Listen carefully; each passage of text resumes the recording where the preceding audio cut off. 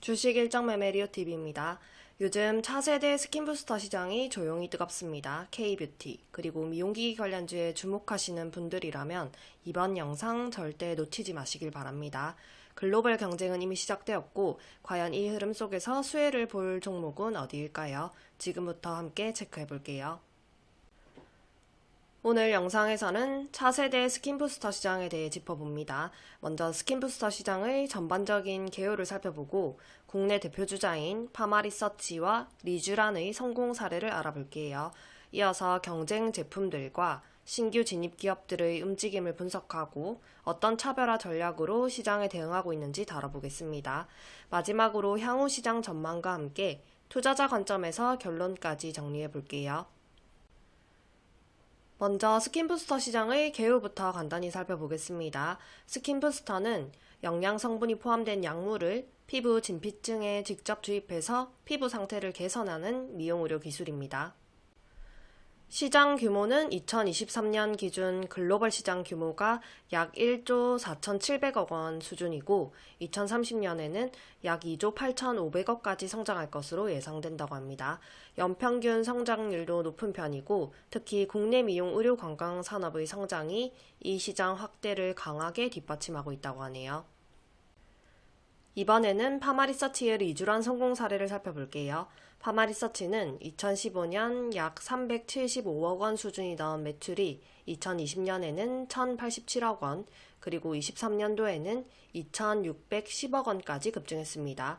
2024년에는 3,500억, 그리고 올해는 5천억 원에 육박할 것이라는 전망도 나오고 있다고 하네요. 이 폭발적인 성장의 핵심 견인차가 바로 스킨부스터 제품인 리쥬란입니다. 특히 주목할 부분은 국내 미용 의료 관광 시장의 급성장입니다.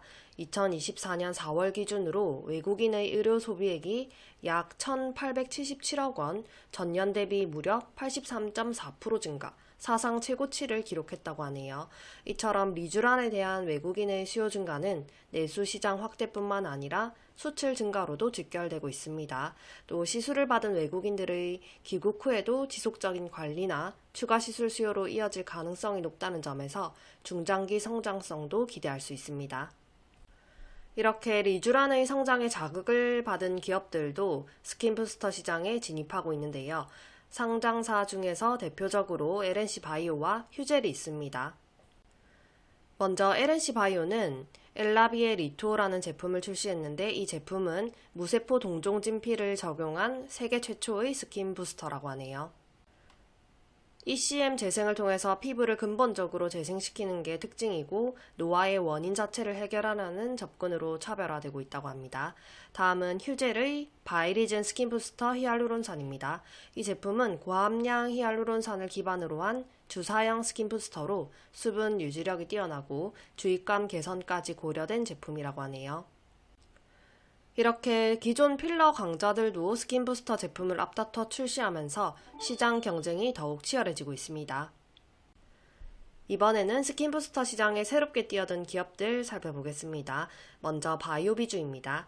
이 기업은 칸도롭 세럼과 아세나트르라는 스킨부스터 제품을 보유하고 있고 스킨부스터 시장을 적극 공략 중에 있습니다.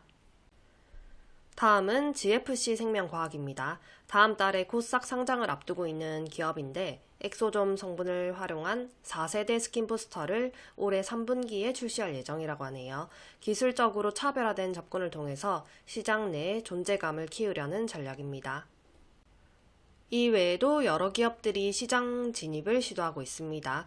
휴메딕스는 앞서 소개한 LNC 바이오와 협력 중에 있고 그 외에도 다양한 기업들이 자체 성분과 기술 개발 경쟁을 벌이면서 스킨부스터 시장에 속속 진입하고 있습니다.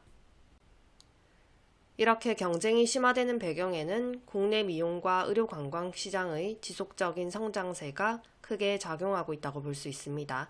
투자자 입장에서는 선전 기업과 후발주자 간 기술력 격차와 시장 대응 전략에 주목해 볼 필요가 있겠죠. 지금부터는 차세대 스킨부스터 제품들의 차별화 전략을 살펴봅니다.